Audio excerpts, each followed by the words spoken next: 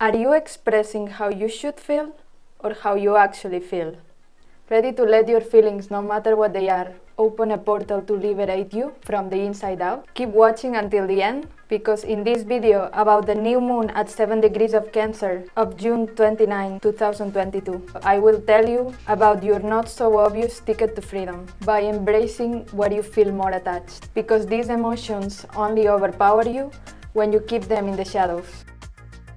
Hello, this is Esther Ciurana from Awakening with the Stars. So this new moon in Cancer is in the decan of Capricorn. And here we're talking about the archetype of the unconditional mother and the archetype of the responsible father together, all in one. The unconditional mother that is also a responsible father. We'll see later that this new moon is happening in conjunction with the black moon Lilith. So my interpretation is that it's an opportunity to drop the heavy weight of this archetype with Lilith's liberation. And it's like it's talking about the tyranny that is happening inside of us. We are used to look for tyrants outside of us, but there is a tyranny that is happening inside of us, and any other is just a reflection of it. And it happens every time we step things down that we believe that won't be accepted, and for good reason. I mean, who didn't experience as a child opening up with all our vulnerability and being let down or rejected or even punished? And so we start stuffing things down, hiding them,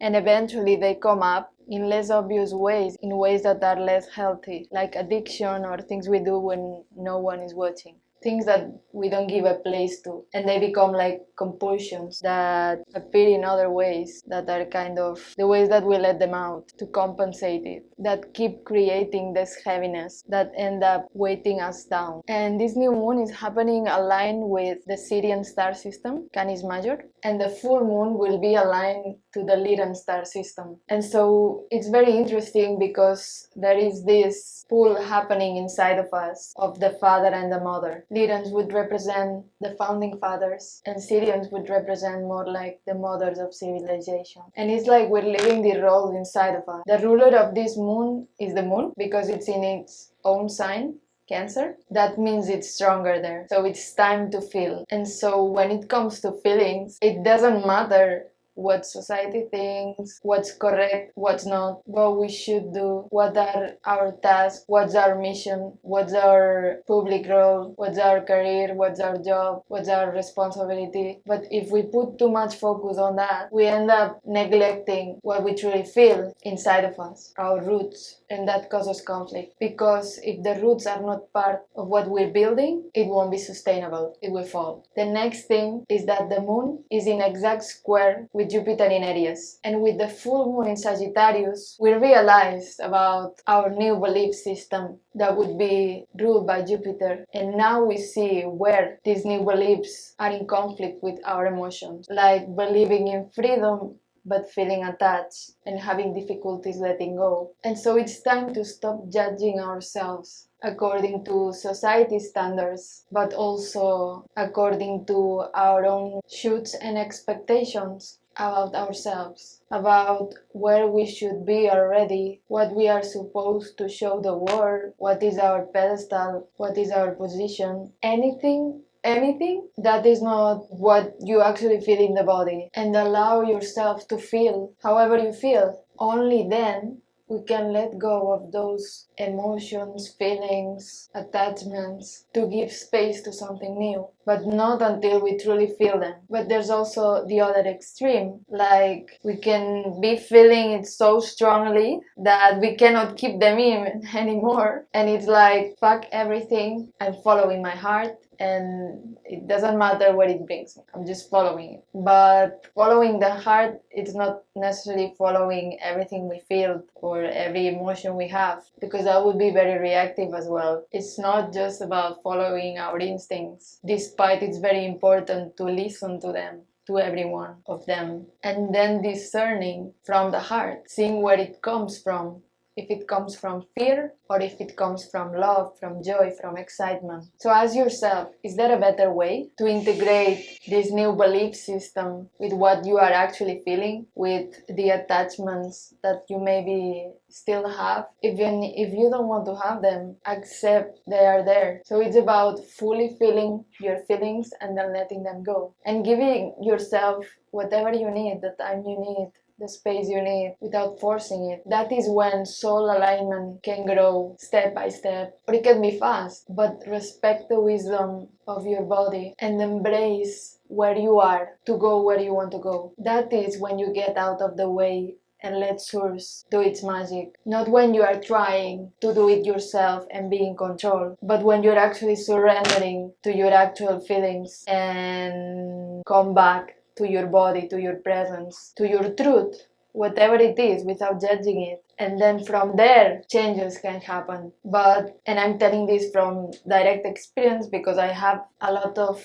energy in my chart in these two poles, Cancer and Capricorn. And so to avoid that it becomes this fight between what should I do, and then find yourself escaping because you cannot stand it, or it's not what you actually want. And then being in this inner fight, inner tyranny of shoulds and wants that are mismatched. And so listen to the body, feel everything, and let go. Another theme of these aspects is addiction, which is where we are hooked into something that doesn't nurture us. And then the gift of it giving us the chance to nurture ourselves and stop depending on external sources. So in the one hand, we have emotions, and on the other, we have actions. And this is how we manifest. We take action, or we attract certain circumstances according to our feelings, emotions, vibration.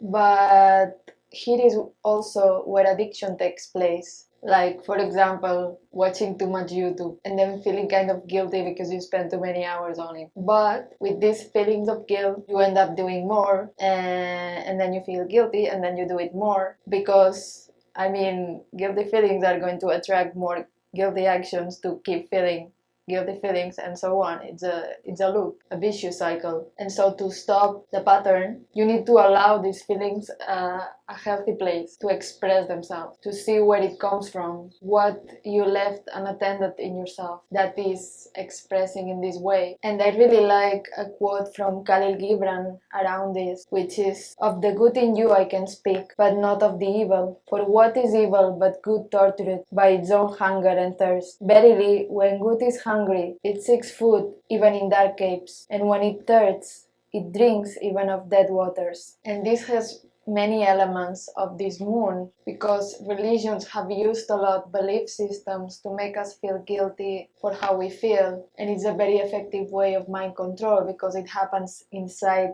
each person. It's not only when you go to church or you go to a temple or something that they tell you that you have to behave a certain way. It's in your morals, and it's how you feel, the guilt you feel when you engage in certain things. And what I was talking about, like how our vulnerability has been tortured over the years, and then these feelings end up finding other ways to come up to our attention that is not as healthy, because we feel how we feel, and maybe that can change, but only if we allow ourselves to feel it first, not if we judge it and then try to get rid of it, because that is when it's more persistent. And it's also very related to Cancer, which also talks about nurturing and food also. Like when you're hungry, sometimes you can choose what to eat, but sometimes you cannot, and then you take whatever there is. So it's about giving ourselves the freedom to choose,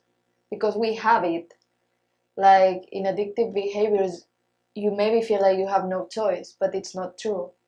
It's yourself who's not giving another choice, another alternative, because there is always a healthier alternative. And so it has to do also with all these therapies that find ways to express when you're angry or whatever you're feeling in ways that are not harmful.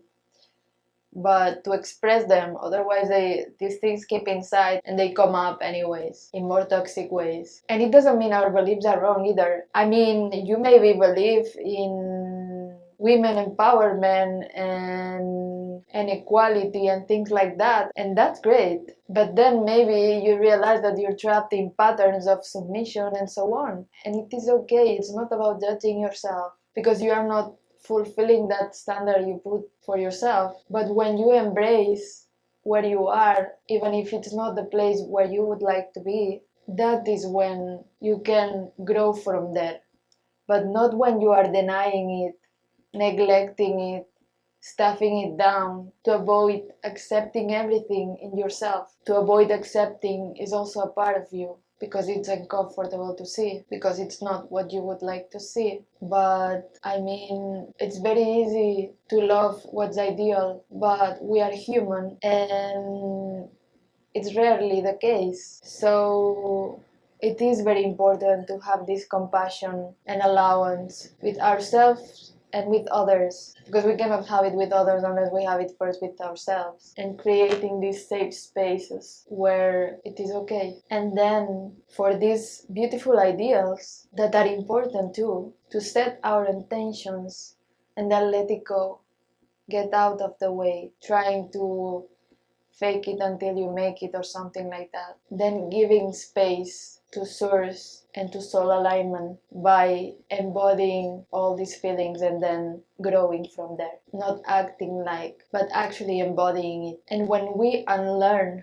because this is a lot about conditioning and programming we have received from millions and millions of years ago, with this Lyran and Syrian pool, we can start making these quantum leaps very fast when we are disaligned, disembodied with our truth, not with masks, because otherwise we keep playing the same games we have been playing for thousands and thousands of years here. So no more controlling, and then opening to ways of making compatible our beliefs with our feelings. This is also very related to feminine, that we can love deeply and yet they may have very different belief systems, and we are navigating the change, giving them a place that is healthy, that allows us to continue our journey without turning around their system, their unconscious, their way of doing things. And also in an inner way, even if you are not so in contact with your family, you can feel like the weight of the patterns from your ancestors, and then making a choice to liberate that, making compatible love and freedom, integrating